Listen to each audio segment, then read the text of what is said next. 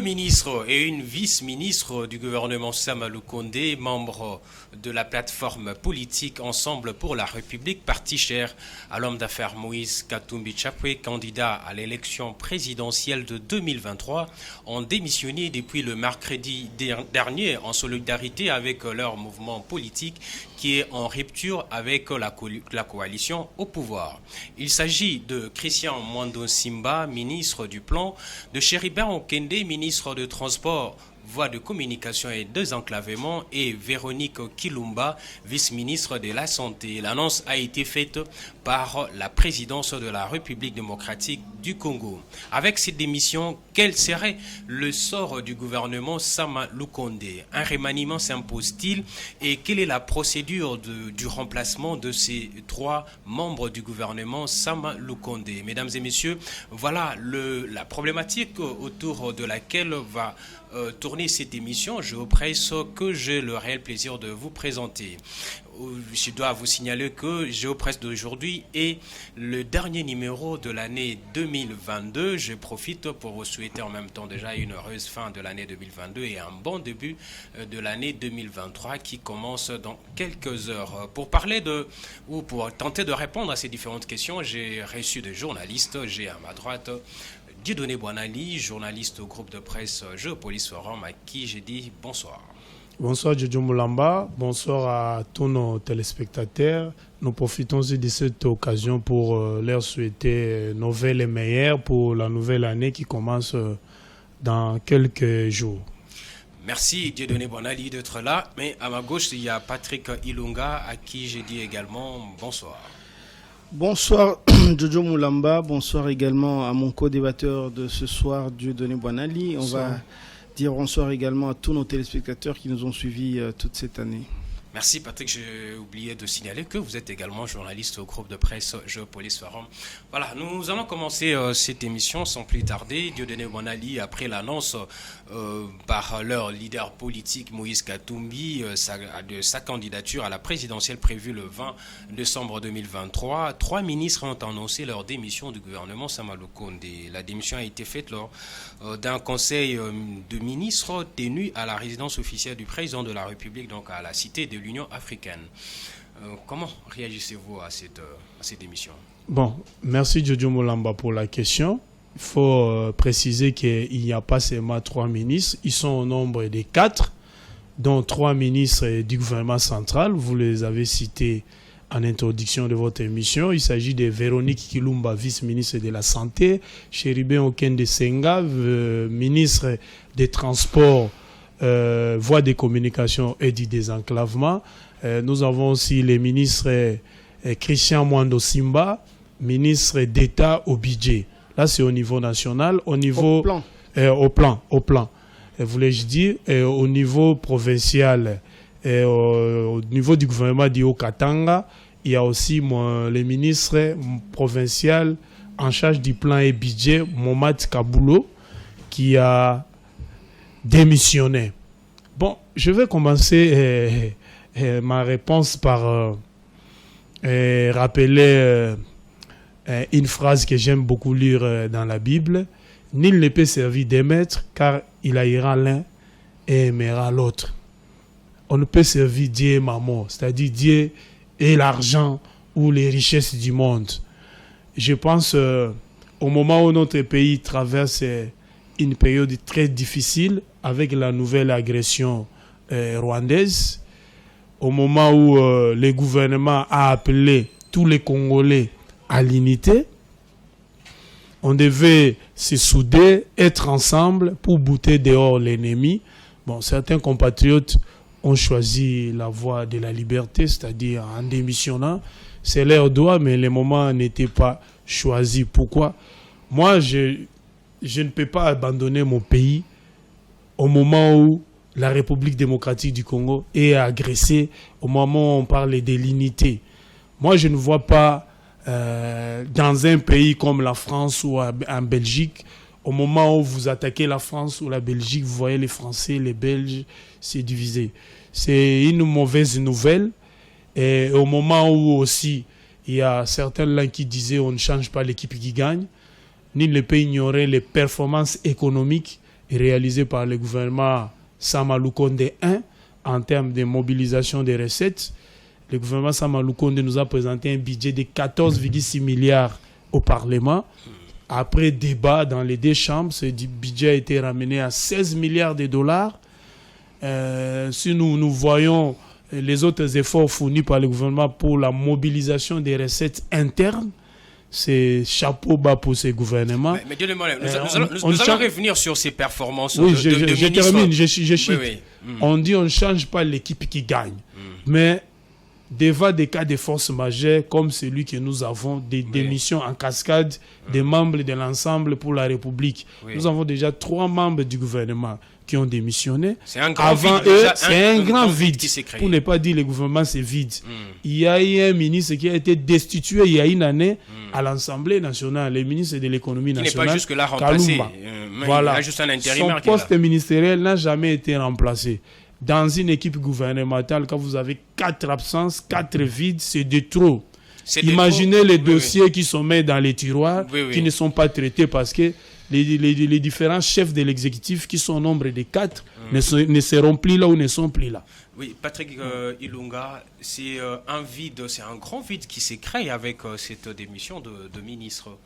Non, il n'y a pas du tout de vide. Je crois que tous les ministres qui sont là-bas, par exemple, on va citer, on va commencer par la vice-ministre de Santé, il y a le titulaire qui est là.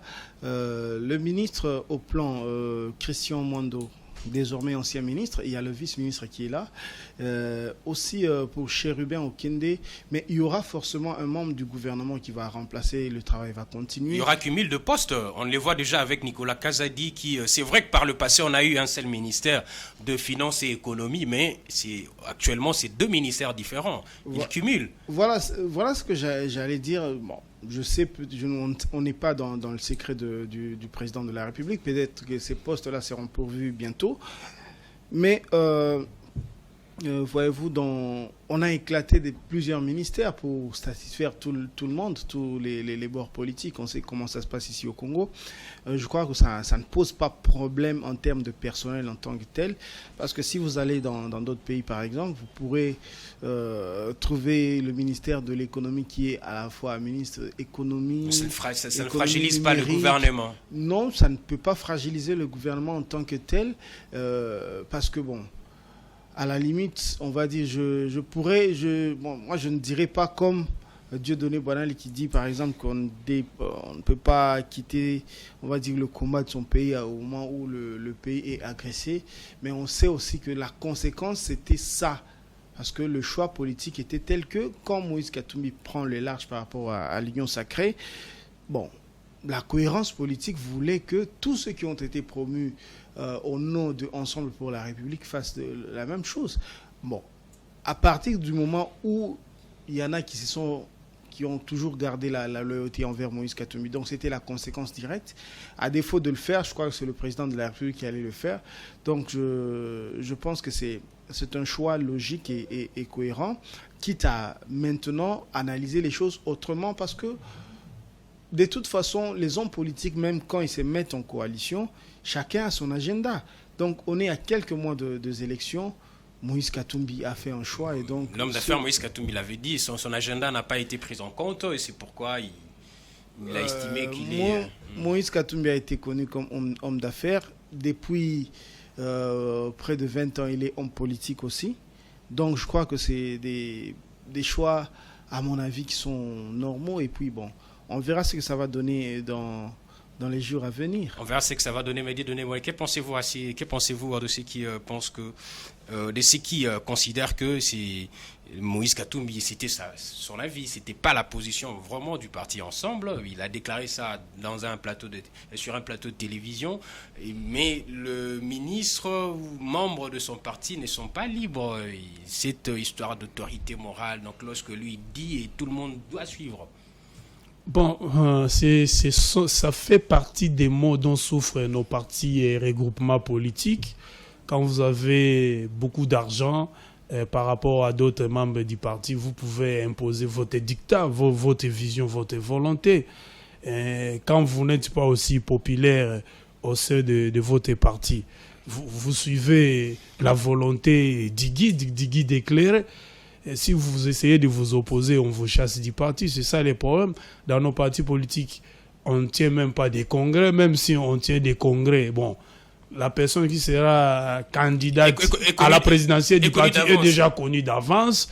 Et on essaye un peu d'organiser une sorte de démocratie en déposant des candidatures aussi fantaisistes, des personnes qui ne remplissent ni les profils pour être le président de la République, qui n'ont même pas un CV respecté et respectable.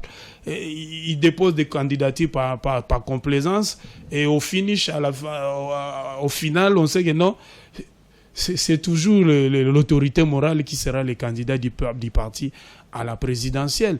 Et Moïse Katumbi n'est pas à son premier coup politique. Il avait quitté le PPRD le 29 septembre 2015 et démission du gouvernement du Katanga avant le démembrement, parce qu'il dirigeait la province du Katanga avant le démembrement. On peut parler d'une inconstance lorsque vous évoquez. Voilà. Et, certaines personnes déplorent son inconstance politique et le 18 décembre 2022, il vient de quitter l'Union sacrée pour la nation. Il était à la Mouka. Et je reviens à la date du 29 septembre 2015. À l'époque, il avait dénoncé le fait que le président de la République, Joseph Kabila, voulait tirer le 3e pénalty. C'était ça, sa phrase magique. Je ne peux pas participer au 3e pénalty. Je suis contre les gens qui veulent modifier la Constitution. Il faut respecter la Constitution. 7 ans plus tard, le 18 décembre 2022, il quitte l'Union sacrée pour la nation. Il annonce la nouvelle sur le plateau des médias internationaux ici, à l'étranger. Et cette fois-ci, il donne comme raison, j'ai décidé de briguer la magistrature suprême, d'être candidat à la présidentielle. Bon, on lui souhaite bonne chance, mais quand vous voulez quitter une coalition, il faut le faire avec élégance politique, il faut le faire avec manière, avec art. Moi, je pense qu'il devait chercher à voir le président de la République, Félix Tshisekedi, discuter, comme le chef de l'État l'a bien fait. Moi, j'ai apprécié l'acte posé par le président de la République, Félix Antoine Tshisekedi Tshilombo. Il a réuni les 5 membres du gouvernement, ici, de Ensemble pour la République, pour discuter avec eux. Tous ne sont pas partis. Pour pas solo là. Oui, tous ne sont pas partis. Tous ne sont pas partis. Alors, ceux qui sont Certains ont dit nous ne partons pas. D'autres ont dit nous partons. C'est comme ça que les grands hommes politiques font. Permettez de demander aller. Ceux qui sont partis ont agi par loyauté. Ceux qui ne sont pas partis, est-ce qu'il s'agit là de la déloyauté, Patrick Ilouka? Loyauté et élégance politique. Patrick Ilouka. Voilà. Bon, tout dépend d'où on se positionne pour voir les choses, parce que il y en a qui peuvent dire que Monsieur Lutundula, l'excellence Monsieur le ministre Lutundula, ou bien Modeste Mutinga sont loyaux au pays. Il y en a qui peuvent dire ça aussi, mais il y en a qui peuvent. Moi, je suis du même avis. Voilà, il y en a qui peuvent dire aussi que bon, ceux qui sont partis chez Ruben Okende et Christian Mondo par exemple sont loyaux par rapport à leur engagement au parti.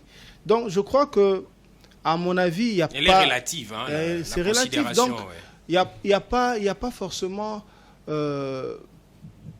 une place pour faire un jugement des valeurs, mais simplement, est-ce que ceux qui sont partis étaient, on va dire, en bon parfum avec l'Union sacrée en tant que telle? On a vu déjà qu'il y a quelques mois, Chérubin Okende était déjà à l'Assemblée nationale sur la sellette, sauvé des justesses. Il y en a qui parlaient même d'une motion politique pour le faire sauter. Et si vous étiez peut-être attentif, le jour où il fallait traiter cette motion, Chérubin Okende, avant d'entrer dans la salle de congrès pour retrouver les députés nationaux, il a fait une déclaration pour dire « Je suis loyal au président de la République », tout ça. Donc je crois qu'il y a ça aussi. De toute façon, engagement de Moïse Katumbi ou des engagements par rapport à l'Union sacrée de la nation, il y en a qui... Bon, qui était déjà presque sur la sellette. Donc il fallait peut-être quitter les choses avant que les choses ne vous quittent. À mon avis, donc c'est comme ça. Donc pour l'instant, le départ de la démission de Chérubin Okende et de Christian Mwando et de Véronique Ilumba est peut-être le précurseur d'un grand changement dans l'exécutif, parce que bon, le chef de l'État, peut-être qu'il ne va pas forcément garder ceux qui sont restés.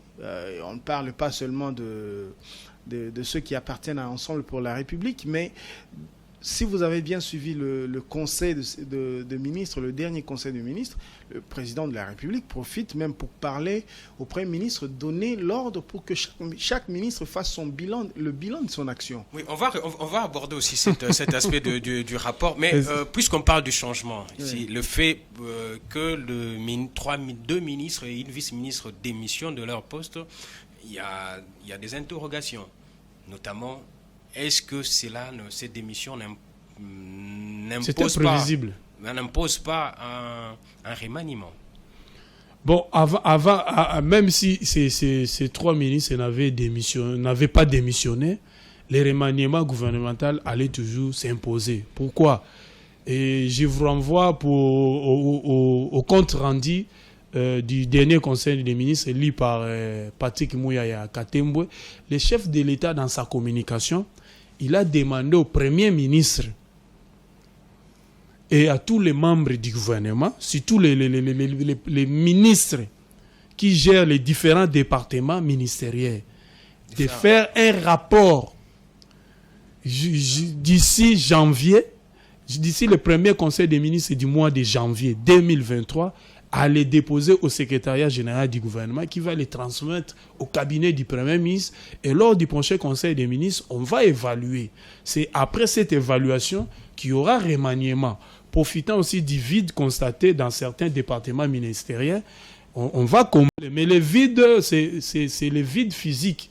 Je veux dire, comme mon estimé confrère Patrick Ilunga a dit, il n'y a pas vraiment de vide. Pourquoi? Parce que si on part du côté du ministère de la Santé, vous allez voir qu'il y a un titulaire. C'est la vice-ministre Véronique Ilumba qui a démissionné. Au ministère de la Santé, il ne se pose pas de problème. Au niveau des ministères des Transports et voies de communication, là, il y a des petits soucis. Parce qu'il y avait des débats autour de la gestion de ces ministères. C'est ce qui même a justifié la motion contre le ministre Chérubin Okende Senga le 19 octobre 2022. Je reviens sur les propos de Patrick Ilunga. Il avait déclaré que non, je reste loyal au chef de l'État. Même si je suis défenestré du gouvernement, je resterai toujours loyal. Mais 19 octobre 2022 à aujourd'hui, le 30 décembre 2022, même pas 100 jours, 2 mois après, il devient déloyal. Il s'est contredit. Il suit l'ordre donné par son parti ou son regroupement politique. Il y avait déjà des problèmes. Il y a des ministres qui ne se sentaient pas vraiment, pour ne pas dire très aimés dans les gouvernements. Il y a certaines de leurs propositions qui ne passaient pas. Il y avait les débats autour de Congo-Ruiz et Air Congo. Les avions commandés ou que le gouvernement devait acheter.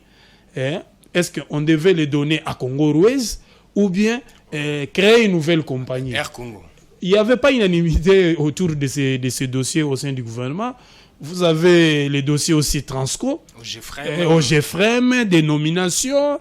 Il y a des DG qui ont fait 1 mois, d'autres 1 semaine. Nous ne parvenons pas à comprendre. C'est pour cela que certains députés avaient signé une motion pour dire que non, les ministres, selon leurs termes, et leurs propos, ils disaient que les ministres étaient incompétents, on lui reprochait l'amateurisme, il y avait le manque de vision dans la gestion de son secteur, et intrusion dans la gestion des entreprises publiques du secteur des transports. Ça, ce sont des reproches ou des griefs qu'on avait collés au ministre Chérubin Okende Senga. Mais heureusement ou malheureusement, il n'a jamais été destitué jusqu'à sa démission.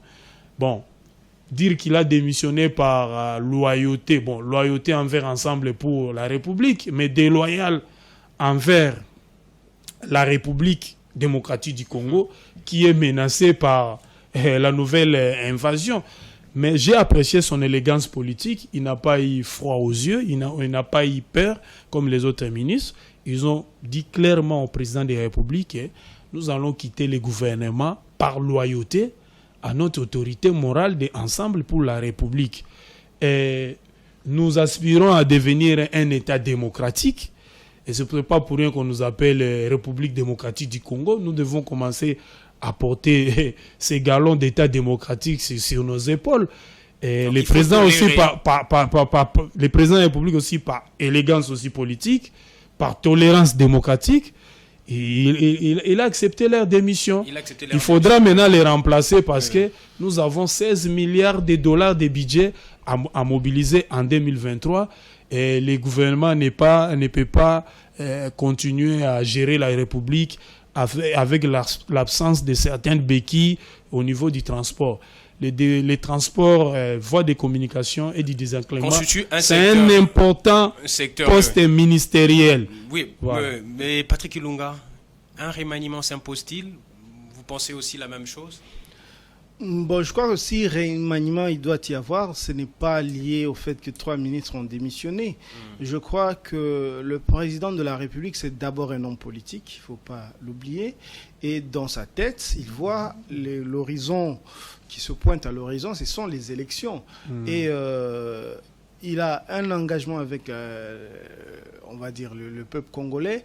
Il a le devoir de nous amener les résultats. C'est lui qui a, on va dire, signé, on va dire, une sorte d'engagement avec la population. Donc, que les ministres soient performants ou pas, c'est lui qui rendra des comptes et c'est lui éventuellement qui peut être soit plébiscité ou carrément puni par voie des urnes. Donc je crois qu'il a ça dans sa tête. Il voudra peut-être profiter de cette occasion pour éjecter les ministres qui sont moins performants. Ce n'est pas pour rien qu'il a demandé le rapport le bilan. Et comment ça va se faire avec le ministère dont le ministre ne sont plus? Ce seront leurs remplaçants pour le rapport là. Oui, parce qu'il y a continuité de l'État. Ouais. Il y a continuité de l'État. On verra s'il faut pourvoir ce poste-là. Bien évidemment, ici au Congo, on ne fait pas forcément les choses par technicité des gens. C'est pourquoi on verra peut-être un médecin être nommé ministre des Finances ou, je ne sais pas moi, ministre du plan ou de... Donc, on ne nomme pas forcément par technicité. Il y a les choix politiques qui entrent vraiment en ligne de compte. Et la famille politique, aujourd'hui, elle doit se mobiliser pour pouvoir ces postes-là. Donc, je crois que le président de la République peut avoir en tête déjà une sorte de Sama Lukonde 2. Sama Lukonde 2, ça peut être d'abord... Il a encore la confiance du chef. Bon, je crois que le président de la République, c'est seulement son deuxième Premier ministre. Il a peut-être le souvenir du Premier ministre Ilunga Ilunkamba, qui commençait un petit peu à faire de l'ombre au président de la République. Oui. Maintenant qu'il y a Sama Lukonde qui s'efface au profit du chef de l'exécutif qui est le président de la République, on va dire que c'est une qualité importante parce que là, le président de la République prend toute la lumière, voyez-vous. Et donc, je crois que Sama Lukonde peut rempiler, mais avec une deuxième équipe, parce que de toute façon, le président de la République peut avoir la phobie de nommer quelqu'un qui peut lui être déloyal. Voyez-vous. Oui. Donc, quelqu'un qui peut lui être déloyal. Donc, de temps en temps, je crois que pour des bonnes ou pour des mauvaises raisons, Sama Lukonde est peut-être le choix de l'avenir encore avant d'aller aux élections. Sama Lukonde est le choix de l'avenir pour avancer vers les élections 2023. Sama Lukonde agit en toute loyauté jusque-là avec le président de la République. Vous remarquez qu'il s'efface dans beaucoup de actions en laissant la place au président de la République et mettant toute la lumière sur la vision du chef de l'État. Dieudonné Boinali, quelle serait peut-être la procédure du remplacement de ministres qui ont démissionné? Vous avez quelque chose à dire par rapport à ça? Bon, la Constitution prévoit quelque chose? La Constitution dit clairement que le gouvernement va à la majorité parlementaire. Nous avons une majorité qui est là. même si certaines personnes disent que non, c'est une majorité qui a été achetée, mais c'est toujours une majorité.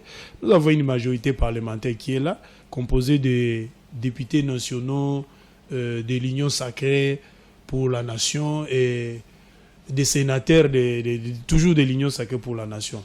Moi, je pense que le président de la République va faire la redistribution des cartes, comme il y a l'ensemble pour la République qui quitte la majorité au pouvoir, et pendant que le gouvernement était en fonction, l'Union sacrée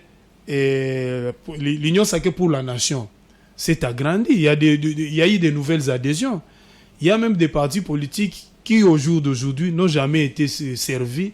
Ils ne se sont jamais retrouvés ni au sein du gouvernement central, ni dans les gouvernements c'est une occasion maintenant pour... ni dans les partages du gâteau au niveau du portefeuille. Je pense que c'est une occasion pour satisfaire ceux qui n'ont jamais été servis, ceux qui n'ont jamais été aussi bien servis, et permettre aussi aux nouveaux entrants de goûter au pouvoir. Dans la majorité, il y a beaucoup de cadres. Il y en a au sein de l'IDPS, il y en a au sein de l'Union sacrée pour la nation, il y en a au sein de l'AFDC. Il y a beaucoup de partis politiques qui peuvent fournir des remplaçants au sein du gouvernement Sama Lukonde II à venir, et puis remettre les choses sur les rails. J'ai rappelé tout à l'heure que le gouvernement a 16 milliards de dollars à mobiliser, et surtout que nous entrons dans une année électorale. Le président de la République n'a pas intérêt à chasser Sama Lukonde, vous l'avez dit tout à l'heure, parce que pour la première fois, il a un premier ministre qui lui est loyal, qui est en plus compétent, très compétent en termes de mobilisation des recettes. Il faut voir en termes même de la gestion de la République, quand il y a même une catastrophe, un problème donné qui se pose dans un coin de la République, il se déploie. Si ce n'est pas lui-même qui est sur le terrain, c'est son équipe d'avance qui va pour résoudre les problèmes. Je vous donne l'exemple du drame de Matadi Kibala. Il n'a pas fait 48 heures pour descendre sur les lieux. Je vous donne l'exemple de la coupure de la route nationale numéro 1 au niveau de Mitendi, à la suite des dernières pluies diluviennes qui se sont abattues dans la capitale. D'ailleurs, le président de la République, déploiement aussi dans l'est du pays. Son déploiement dans l'est du pays, la caravane de la paix. Mais pas à Kwamout. Sama Lukonde n'a pas entendu. Non, à Kwamout, il a envoyé le vice-premier ministre de l'Intérieur. Ouais. Ce n'est pas un petit ministre. Il n'a pas entendu. Le président de la République, d'ailleurs, il était à Washington, sommet États-Unis-Afrique. Il n'a pas entendu que le chef de l'État soit de retour ou qu'on puisse l'envoyer. Il est parti là-bas. Et le même jour, les travaux ont commencé. 24 heures après, on a ouvert les trafics pour une bande seulement sur la route de Matadi. C'est pour vous dire qu'il travaille. Si nous regardons la marmite nationale, les trésors publics, il mobilise beaucoup d'argent. Il nous a promis les élections que ça sera financé à 100% par le gouvernement congolais. Bon, un premier ministre est pareil. Pourquoi les mettre dehors? Moi, je pense que on ne change pas l'équipe qui gagne, mais dans l'équipe de Sama Lukonde, c'est comme aussi dans une équipe de football. Permettez-moi, j'aime faire un peu la comparaison entre la politique et le football. Quand une équipe est championne du monde, cela ne veut pas dire que les 11 joueurs alignés, tous sont bons. Hein? Dans cette équipe, il y a aussi des ministres qui ne rassurent pas, qui ne travaillent pas, qui ont des résultats mitigés. Nous ne citerons pas leurs noms ici sur ce plateau, mais ils sont connus. Si vous allez dans chaque département ministériel, sport, économie, intérieur, défense nationale, portefeuille, finances, budget, agriculture, pêche et élevage, industrie, il y a quand même des ministres qui travaillent. Vous avez Julien Paloukou, vous avez Guy Luando, vous avez Adel Kaïnda. Il y a des ministres qui travaillent, qui sont connus, la princesse. Mais il y a aussi des ministres qui ne travaillent pas. Faut-il qu'ils les remplacent, profitant de l'absence des démissionnaires? Moi, je pense qu'il faut les remplacer. Le moment est venu pour redynamiser l'équipe, soit Sama Lukonde, pour qu'elle soit encore plus efficace. Pourquoi pas nous doter après 2023 si le président va garder le premier ministre après les élections. Parce que nous savons tout ce qu'il va rempiler. Patrick Ilunga, les divorces est désormais consommé entre l'ancien gouverneur de l'ex-grande province du Katanga et son ex-allié au sein de la coalition politique Union Sacrée de la Nation, l'actuel chef de l'État. Mais est-ce que ces divorces ne vont pas déranger la coalition au niveau du Parlement, la majorité du président au niveau du Parlement? Bon, je crois que les choses vont bouger, en tout cas au niveau du Parlement aussi. Les hommes politiques du Congo, on les connaît. Hein. De toute façon, il y en a qui vont peut-être partir du côté de l'Union Sacrée pour la Nation. Il y en a qui vont peut-être faire acte de loyauté à Ensemble pour la République. Mais je vais peut-être contredire un petit peu ce que Dieudonné Boinali vient de dire tout à l'heure. On sait aussi qu'en politique ici au Congo, c'est pas forcément... déjà, on n'est pas à l'heure de bilan pour faire le bilan du gouvernement parce que c'est 2021-2023, le programme, les fameux 15 piliers, c'est sur 2 ans. Donc, on va peut-être attendre les 2 ans pour vraiment faire le bilan parce qu'on n'a pas forcément tous les indicateurs, bien tous les éléments pour juger chaque ministre. Ce n'est pas les ministres qui sont visibles dans les médias qui travaillent forcément. Et le Premier ministre, s'il faut le juger, on le jugera par rapport au programme de 15 piliers. À la réalisation des objectifs, fixés dans ces programmes. Oui, parce qu'il y avait pacification du pays, il y avait amélioration des conditions sociales, il y avait lutte contre la corruption. Tout ça va être mis maintenant sur la table pour voir s'il a été à la hauteur ou pas. Au moment venu, peut-être que ceux qui ont une vue beaucoup plus large, par exemple le secrétaire général du gouvernement ou bien le président lui-même et tous les techniciens du pays vont pouvoir juger le Premier ministre. Mais pour l'instant, je ne peux pas dire qu'il a réussi ou qu'il a échoué. La mobilisation, par exemple, quand vous ramenez un budget à 16 milliards, ou bien ce sont des prévisions. Et on sait aussi que, bon, de toute façon, l'économie, on l'a toujours dit ici dans cette émission, l'économie se résume dans l'assiette de chacun. Pas forcément dans l'assiette, c'est-à-dire dans la vie de chacun. Chaque Congolais, voyez-vous. Donc, on peut bien mobiliser de 15 milliards, 16 milliards, mais si ce sera pour partager entre les institutions pour le fonctionnement des institutions, à quoi ça aura servi? Je crois que les pays qui se sont développés aujourd'hui, on peut prendre l'exemple des pays asiatiques, il y a peut-être la mobilisation des ressources financières, mais il y a aussi comment on partage ces richesses-là. Et comment on fait pour réduire la pauvreté, par exemple, en créant de nouveaux travail. Ici, aujourd'hui, on peut dire que la pauvreté est à combien de pourcentage, par exemple? Aux États-Unis, on peut vous dire non, Obama a pris le pays alors que les États-Unis étaient à 90% ou bien 10% de chômeurs, mais il a ramené jusqu'à 98%. Quel est le chiffre ici au Congo? Quels sont on va dire, quels sont les investissements qui ont été faits? Même au niveau... Les investisseurs sont venus, mais les investissements... Ils sont venus. Combien on va dire, nombre d'entreprises créées, combien de travail on a donné aux Congolais? Donc, tout ça, ce sont des indicateurs qui pourront nous permettre un jour de juger le Premier ministre. On n'est pas encore à l'heure du bilan. Aujourd'hui, les choix sont à 99% politiques. Je disais tout à l'heure, pour des bonnes, pour des mauvaises raisons, on peut garder le Premier ministre, mais ça ne veut pas dire qu'il a insatisfait. En tout cas, pour moi, Congolais, journaliste, je ne dis pas ça. Je ne dis pas non plus qu'il a échoué. Donc, je crois que l'heure du bilan arrivera et peut-être que le bilan sera... Mais le président demande le bilan de chaque portefeuille ministériel. Il demande peut-être le bilan partiel à mi-parcours. Oui, c'est ce qui est attendu. Donc le bilan sur les performances de chaque ministère. Puisque aujourd'hui, même le contrat des performances est institutionnalisé au niveau du gouvernement. Voilà. Mais vous voulez donc ajouter? j'étais en train de dire, le président veut peut-être renvoyer l'image d'un chef de l'État qui ne reste pas l'arme au pied pendant que les ministres dorment, par exemple. Parce que, bon, à 12 mois des élections, il aura quel discours s'il ne sanctionne pas ceux qui ne travaillent pas? Il aura quel discours? Oui, oui. Mais je vais poser une question à laquelle vous allez tous répondre. Dieudonné Boinali, Patrick Lunga, quel avenir donnez-vous à ces gouvernements Sama Lukonde? Vous avez souligné ici, il y a eu de prouesses. Nous avons vu comment le recettes ont été mobilisés avec des chiffres records, jamais atteints dans le pays. Mais on voit aussi comment le gouvernement travaille malgré certaines difficultés pour répondre favorablement à l'amélioration, aux attentes de la population par rapport aux conditions, à l'amélioration des conditions sociales. Mais quelle chance donnez-vous à ces gouvernements qui est aujourd'hui amputé de quelques ministres? C'est la dernière question pour terminer. Bon. Ces gouvernements ont encore des beaux jours devant nous. Moi, je ne pense pas que les remaniements vont intervenir au courant de ce mois de décembre.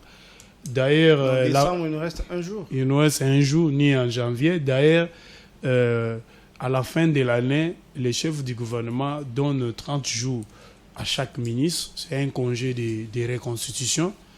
Ils en ont droit, c'est prévu dans la Constitution. Et puis, le budget national n'est pas encore promulgué. Le gouvernement n'est pas composé que de ces 3 démissionnaires. Il y a plus de 50 ministres, nous les rappelons. Et puis, vous avez posé une question de savoir si les retraits de l'Ensemble pour la République, de l'Union sacrée pour la nation, et cela ne va pas perturber le gouvernement. Je ne pense pas parce que si nous lisons la Constitution, la majorité parlementaire, c'est 250 plus 1. Nous avons une chambre basse, l'Assemblée nationale, qui est composée de 500 députés nationaux. C'est-à-dire pour avoir ou constituer une majorité parlementaire, vous devez réunir 250 plus 1 député. Et au jour d'aujourd'hui, l'Union sacrée pour la nation a plus de 385 députés. Et je ne vois pas Ensemble pour la République au jour d'aujourd'hui réunir plus de 150 députés.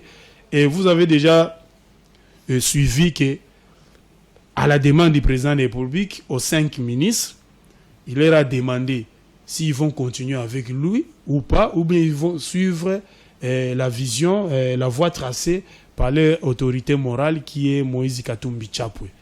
3 ont dit oui, 2 ont dit non. Mais il en sera de même aussi au sein de la majorité parlementaire. C'est si tous les ministres Katumbi ou Ensemble pour la République n'ont pas pu suivre la nouvelle voie, vision tracée par leur candidat déclaré président de la République, je ne vois pas tous les députés aussi d'Ensemble pour la République suivre Moïse Katumbi. Sûrement, il y aura des dissidences. Sûrement, il y aura aussi des débauchages. On connaît comment fonctionne l'univers politique congolais. Il y aura aussi certaines personnes qui vont dire, bon, nous ne sommes ni pour Moïse Katumbi, ni pour Félix Tshisekedi, mais nous sommes pour la patrie. Mais en déclarant comme ça, vous restez dans l'Union sacrée pour la nation. C'est pour vous dire que ce gouvernement a encore quelques mois, quelques jours devant nous. Ils vont continuer à gérer la République. Nous savons déjà les personnes qui vont remplacer les démissionnaires. Pour les ministres de la Santé, pour la vice-ministre de la Santé, il n'y a pas de problème. Le titulaire est là.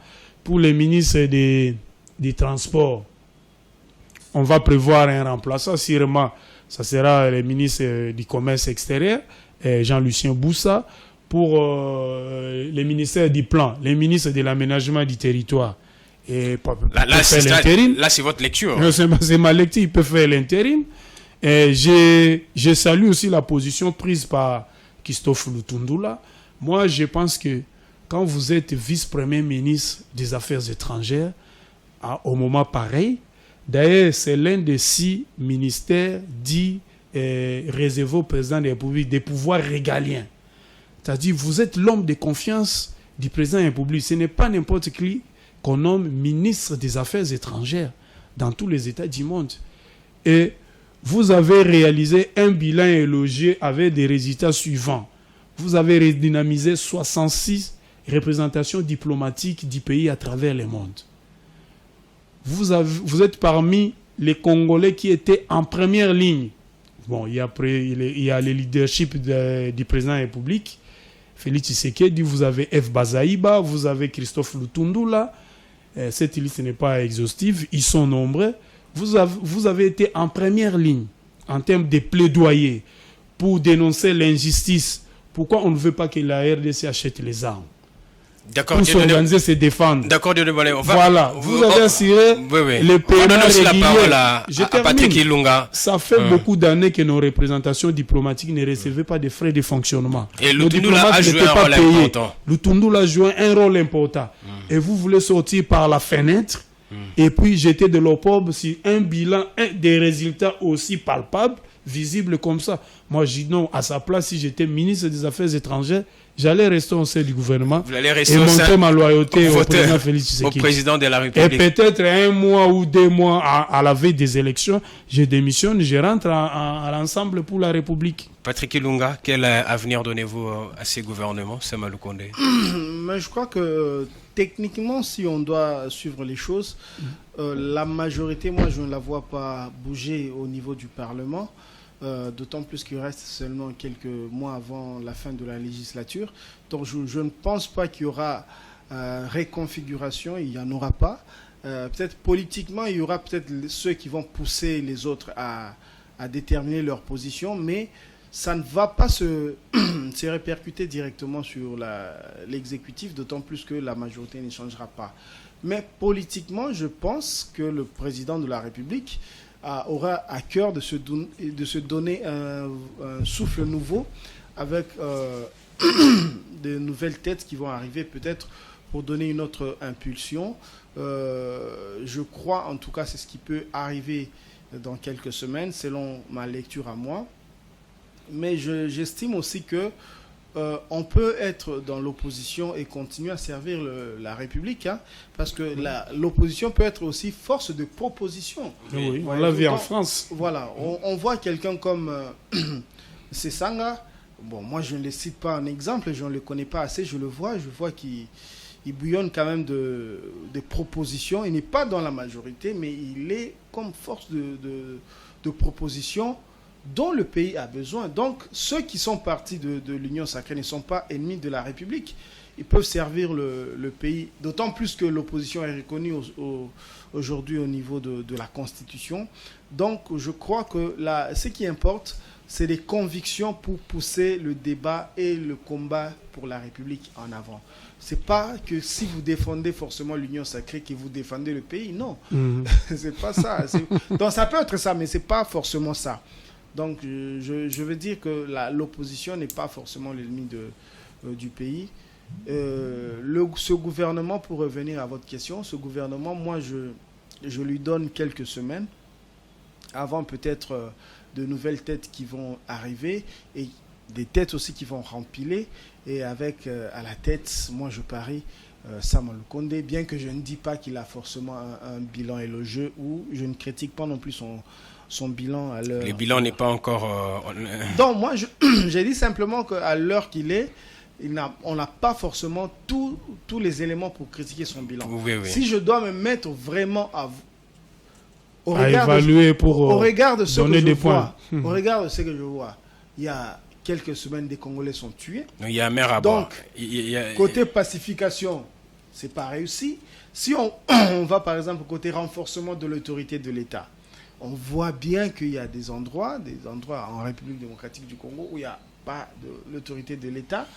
Il y a à boire et à manger. Il y a à boire et à manger. Si on doit voir, par exemple, amélioration de la gouvernance des ressources naturelles, il y a encore un débat là-dessus. Donc, si on doit, en tout cas, évaluer le gouvernement Sama Lukonde et évaluer lui-même le Premier ministre par rapport à son programme de 15 piliers, moi, je vois qu'il n'est pas... il n'a pas forcément... ce n'est pas encore l'heure. Merci.